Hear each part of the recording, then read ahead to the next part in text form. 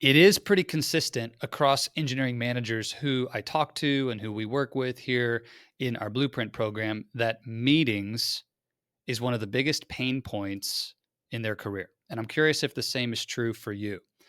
Meetings, there's too many of them. They're ineffective. They're boring. People are multitasking. But the truth is, the average engineering manager spends a huge percentage of their time in meetings.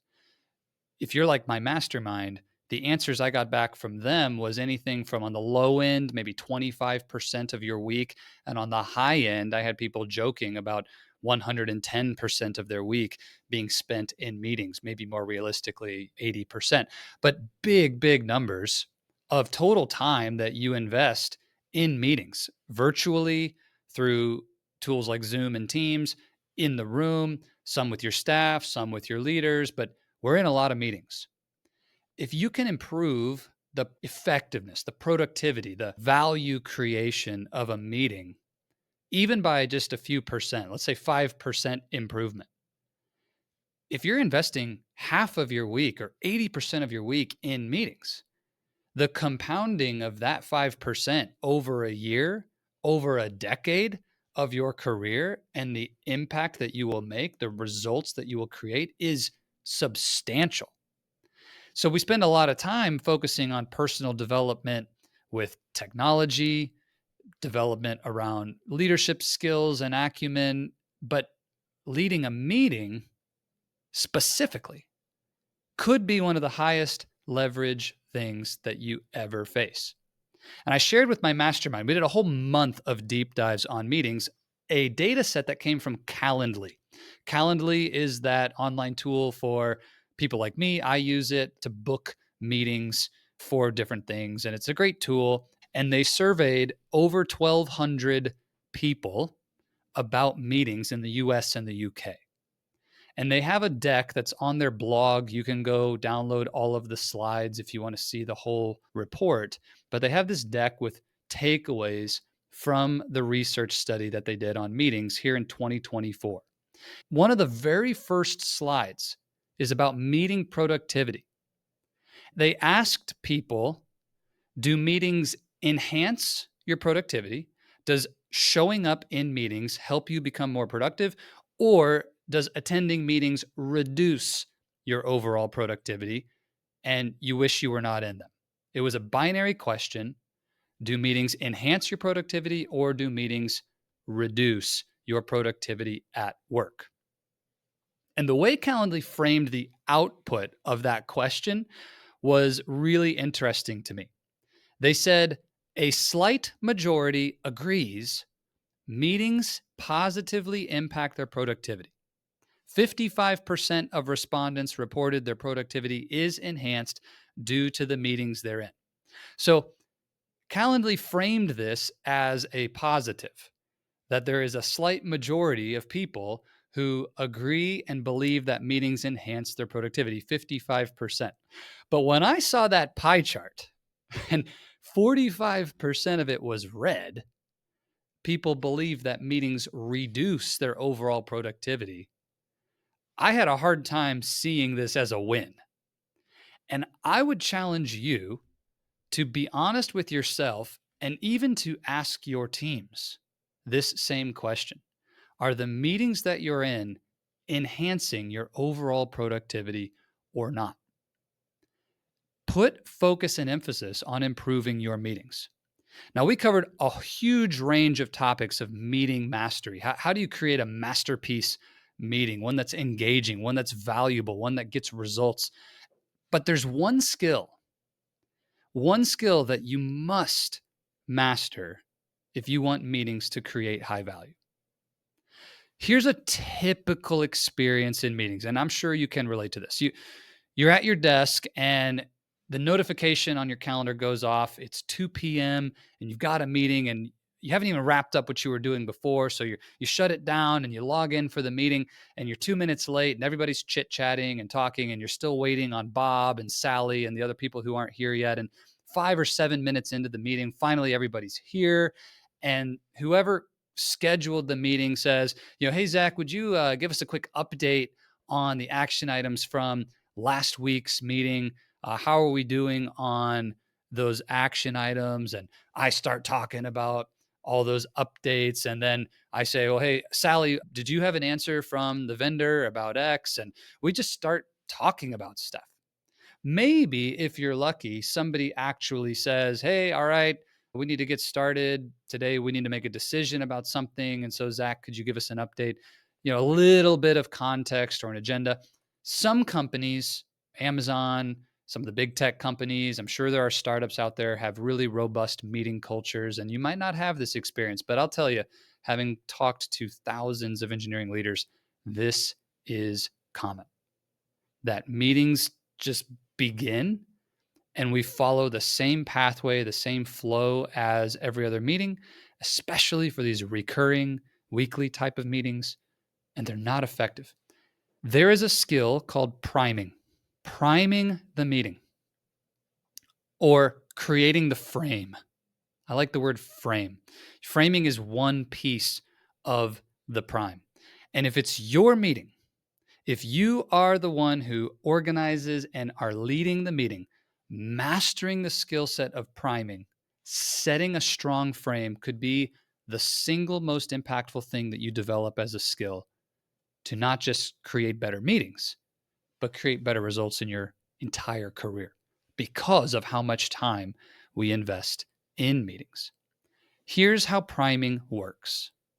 There are 3 phases, 3 steps to a prime, and they're quick. The first is a shift in the energy where we get the meeting started. It's that moment where we stop chit chatting about the weekend. We stop waiting for people to join the call or get into the room. And if it's your meeting, it's that moment where you say, all right, everybody, let's bring it in. It's time to get started. If I can have everyone's attention, we want to get moving with today's meeting. Hey, I think we have a quorum. Everybody's here. Let's get started. It's time to begin. Let's do this. I don't care what you say, but there's an energetic shift that happens where you make your voice heard and you let everybody know that it is time to bring your focus here into the room. We're going to begin. That's the first step in priming. The second step is framing what we're here to do. Set the frame for the meeting. This is a quick overview of the agenda, any key decisions or outputs that we need to make today. Why are we here and what do we need to accomplish? Any ground rules for the meeting? Is there any expectations about how people will participate?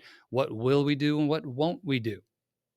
Right? Anything specific that you want people to know about why we're here, what we need to accomplish, how we're going to operate in this conversation, what success looks like coming out of the meeting. We do a very quick and concise summary to set the frame. So I think about a meeting I might have with my team at the Oasis of Courage. I could say, hey, Jolie, Max, let's get rolling. We want to get started here in our coaching health overview, talking about the health of all of our clients, rather than just saying, Jolie, give us a quick update on how everybody's doing. No. What you want to do at that moment is say, all right, hey, let's get rolling. We're here today to go over our client health, the success of our clients. The engineering managers who work with us is one of the key, most important things that we do as a coaching organization. So let's really pay attention. Today, I'd like to hear about anybody whose status has changed, anybody who is currently experiencing frustration or a stuck point in our program, and anybody who needs special attention in one-on-one coaching or a reach out from me or any of our other coaches to make sure that they're getting that support. So today, as we finish the call, we'd like to get a complete list of action items together and make sure everyone knows where every client is at and which actions you're responsible for. Quick, concise summary of what we're here to do and the expectations for the meeting. Now, that's the second piece. The third piece of priming, this skill, and it is a skill, it's a practiced skill that you will master if you dedicate time and energy to practice it. The third piece is asking for agreement, acknowledgement that we're all on the same page with that agenda. So that is a simple phrase like, does that sound good to everyone? Is everybody on board? Are you with me? It's not, are there any questions? It's, do you agree that this is the plan for the meeting? Are you in agreement? Do you acknowledge that this is why we're here? We're looking for that thumbs up, that yes, that head nod. And I'm literally looking around the room for that acknowledgement. It's not just a checkbox that you say it, it's a literal action. Does that sound good? Give me a thumbs up if you're on board for that agenda. Give me a yes, nod yes if you're on the same page. Perfect. 3 steps to priming: shift the energy, set the frame, and ask for acknowledgement. These 3 steps, if you will take them at the beginning of every meeting, the effectiveness and the impact of that meeting will go up. I guarantee it. I've seen it time and time again. This is not just true for big team meetings, by the way. This same skill can be used in every interaction you have. You're making a phone call to a vendor, rather than just talking and randomly peppering them with questions, prime them. Hey, oh, Susan, it's so great to chat with you. How are you doing? How are the kids? Oh, it's great. I think I'll be in your state next month. I'd love to swing by the factory and see you and say hi. Hey, Susan, really quick. The reason I called today is to answer X, Y, and Z questions and needed to get your input about a decision. I've only got 10 minutes for our chat. I've actually got another call coming up, so we'll need to wrap in about 10 minutes. Does that sound okay to you? Set the frame. Ask for acknowledgement. This priming skill, right? It changes the tone. It changes the energy of the room. It establishes you as the leader of the meeting, which is really important. Whoever primes, whoever sets the frame is the person who is seen as the leader in the room. If it's your meeting and someone else is setting the frame, your boss or the director, the VP, someone else comes in and sets that frame, guess what? It's no longer your meeting. It just became their meeting.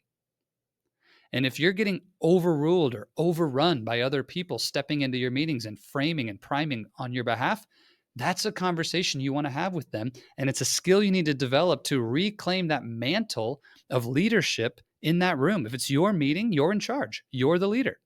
You are the one who needs to be priming everyone for the discussion, for why we're here. If it's your meeting, you prime. Now, let's say it's not your meeting and nobody's priming.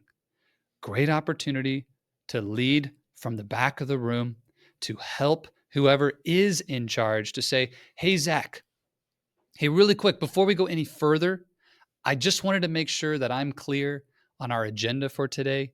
Would you be willing to take 30 seconds and just outline what we need to accomplish in the next 30 minutes while we're together before we get too far into the details? I'd appreciate it. Great chance for you to help that person to become a better leader themselves, but also to protect your time so that you're not wasting time in that meeting without clarity on the agenda. Priming, it's a skill. It has 3 phases: a shift in energy, setting the frame, and asking for acknowledgement. Use this skill to improve every meeting you have, every phone call you make, every interaction, to stay on point, stay on task, accomplish what you need to, and bring focus and energy right there into the room. We just covered this with the mastermind that I lead here in the Oasis of Courage, and people have been taking action. And let me tell you what I've been hearing. Zach, people are staying on agenda more often. And when things off the agenda come up, it's easier for me to redirect people back to the agenda because I already have their agreement. Zach, our meetings are finishing early because we're not wasting time on things off the agenda. Zach, we are actually getting people engaged and enthused to show up to the meetings because we're getting better results. Zach, we actually realized we don't even need a meeting because when I was preparing and started thinking about the frame, it became obvious to me that everything that we needed to accomplish could be done without a meeting. And we deleted it. We canceled it from the calendar and just got half an hour a week back for myself and the team. Those kinds of results are possible for you as well. So begin practicing this skill. Start today. Your next meeting, take a moment, create the frame in advance, practice it once out loud before you go into that room, and then shift the energy, deliver the frame, and ask for that acknowledgement before you begin. I'd love to hear how it goes for you. If you take the initiative to practice this skill, send me an email or reach out to me on LinkedIn and let me know what works for you. What kind of results do you experience? I'd love to hear that feedback. The podcast is great because I can share these resources with you, but it's a one-way conversation. I'd love to make it a two-way conversation and hear what's going on for you. And if it's not working, to debug and figure out what you need to be able to get leverage like our mastermind is getting from this tool. Meetings. Don't let your team be in the 45% of people who say that meetings are a drag on their productivity. You're in them, so let's make them great. Game on.